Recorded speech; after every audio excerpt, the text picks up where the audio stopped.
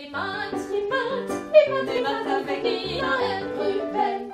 Salut les amis, aujourd'hui Anne-Claire, elle va nous expliquer ce que sont les nombres décimaux. Ah bon, non, c'est déjà là, on connaît le système décimal. Ah ouais, mais là c'est comment on l'utilise pour parler des nombres plus petits que 1. Oh, allez, à tout à l'heure. Et oui, et pour parler des nombres décimaux, nous allons reprendre nos objets en base 10 avec le petit cube vert, le bâtonnet jaune qui est fait de 10 de ces cubes verts, le carré rouge qui est fait de 10 des bâtonnets jaunes et le cube bleu qui est fait de 10 carrés rouges. Alors, dans la saison précédente, on a vu ce qu'est une fraction et comment une fraction nous permet de décrire quelque chose qui est plus petit que l'unité. Et maintenant, nous allons voir comment décrire avec un nombre, c'est-à-dire avec nos 10 chiffres de 0 à 9, quelque chose qui est plus petit que l'unité. Donc si ici on dit que ça, c'est notre unité, on peut commencer par la diviser en 10, puisqu'on se souvient que notre système de nombres est basé sur le nombre 10. Donc ici, on a divisé l'unité en 10 carrés rouges. Donc chaque carré rouge correspond à 1/10 d'unité. Donc par exemple, on pourrait créer ce nombre qui est une unité et 1/10 d'unité. Alors, par contre, si j'écris 1, 1, on va croire que c'est 11. Donc ici, pour bien montrer que ça n'est pas le cas, on va mettre une virgule à droite du chiffre des unités.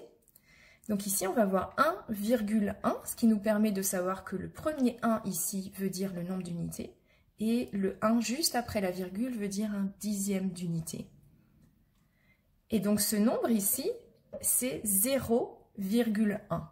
Donc 0 unité et 1/10 d'unité. Maintenant, mon 10e d'unité, je peux aussi de nouveau le diviser en 10. En 10 bâtons jaunes. Ça veut dire que le chiffre après celui-là va décrire combien on a de bâtons jaunes. Donc, par exemple, ici, on aurait 0,13, qu'on dit 0,13, qui veut dire 0 unité, 1/10 d'unité, 3 centièmes d'unité.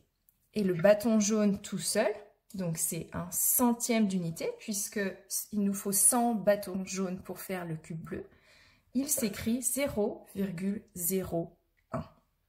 Et de même, on peut diviser donc le bâton jaune en 10 cubes verts. Donc le cube vert est 10 fois plus petit que le bâton jaune, donc il va juste après le bâton jaune et correspond à 0,001. C'est le millième d'unité, car il nous faut 1000 petits cubes verts pour faire une unité. Donc, voyons maintenant comment écrire, par exemple, ce nombre ici. Ça va être 1,0, car il n'y a pas de carré rouge ici, il n'y a pas de 10e d'unité.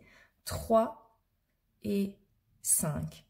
1,035, qui veut dire donc qu'on a une unité, pas de 10e, 3 centièmes d'unité et 5 millièmes d'unité.